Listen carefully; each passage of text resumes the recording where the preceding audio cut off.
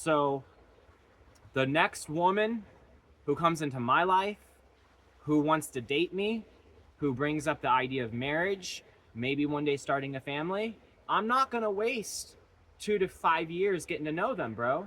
I'm going to say, look, here's your fucking bed. Here's your fucking room. Here's all your shit. Anything you want, it's yours, baby girl.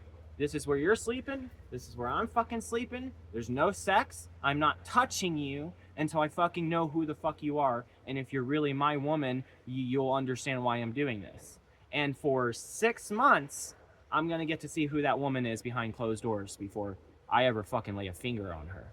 And you have to do that before you have to get straight to who are they under the behind closed doors.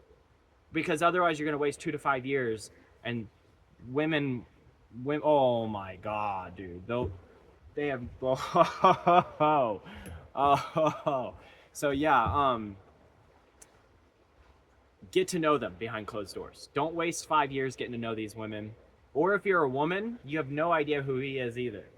You have no idea. It goes back and forth. Most of this shit goes back and forth. You have no idea who they are until you're under the same house with them for 3 to 6 months. After 3 to 6 months, if you go, you know what, we've been around, we've been living under the same place for 3 to 6 months. I haven't seen any red flags.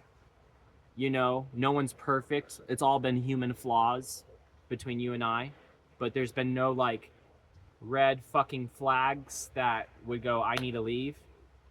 I'm more open to this possibility of maybe, you know, having sex, which is marriage. Which, when you have sex, you are getting married. It's you're merging fucking souls. It doesn't matter if it's a signature with the government or not, or a ring on the finger. When you have sex, you're getting married. I'm more open to the possibility because I feel safe with you and because I know who the fuck you are. You know what I mean? I can see you'd be a great mother one day. I can see that you can handle problems. I can see that you can be on your period and not go slit somebody's fucking throat with a knife and not hold yourself accountable for it. You know, a lot of these women, you have no idea. You're gonna get to know them for 5 years. You're gonna move in with them, and their period's gonna come, and then the demonic sea comes out, and women have their periods literally every month of their lives after a certain age, and up to a certain age. So how do they not have control over their emotional behavior from something they've lived through and experienced every month of their lives? You think a good woman would be able to still compose herself even on her period. 90% of them cannot. And that's not a very strong woman, because God created women to be strong. God created women to be able to give birth, which is the most painful thing. So women are actually supposed to be very strong and be very composed. But all of them have daddy issues these days. And they're going to bring those daddy issues into the relationship with you. So the requirements are she has to have been pure for at least 2 years, a year and a half to 2 years. She cannot have slept with any guy out there because she needs to have her own soul and her own frequency in her, not someone else's to share with you. Number 2, she has to have a good dad, a good male father in her life, because if she doesn't have a good father, a good manly dad for you to meet, you're gonna get that Jezebel from hell, little girl, juvenile fucking attitude. You're gonna feel like you're correcting and dating your 12-year-old little daughter, which is incest. We're not here to be their fathers. We're here to be their husbands. That's incest. We're not here to date our daughters. That's incest. Number 3 is she has to be on the retain game. She has to want to be with you in that intimate way, but hey, I'm not going to take it because I realize that's your power. I respect that. Number 4, she has to be on your mental wavelength, your vibrational frequency. She has to smoke. If you smoke weed, she has to smoke weed. If you think the earth is flat and she thinks it's round, it's not gonna work, bro. It's not gonna work. It's not gonna work. That's 2 different levels. The person who doesn't smoke weed and thinks the earth is round compared to the person who does smoke weed and knows we didn't come from fucking monkeys millions of years ago, they're gonna be on two different motherfucking life paths, bro. So I salute you if you think the earth is round. I salute you if you think the earth is flat. I don't give a fuck. But just know, if you think the earth is round, be with someone who thinks that the earth is round. If you think the earth is flat, be with somebody who thinks the earth is flat, because you motherfuckers are gonna be on two different fucking mental wavelengths. Oh god. And then what else? What else? Being with a woman is a business deal. Here's what I want from you. Here's what you want from me. We're going to be together for 10, 15, 20 years. One day we're not going to be together because life doesn't last forever and nothing's a fucking Cinderella story. This is what I want from you. 2 kids, an amazing wife. This is what this is what you want from me. Okay, you want this from me. This is approximately how long we'll be together, 10 to 15 years. Nothing lasts forever. If you think a marriage is going to last forever, you lost before it even began. You know, when you are and I decide that it's done, no hard feelings. I salute you, you salute me. We're still going to tell our kids we love them and we raised you well.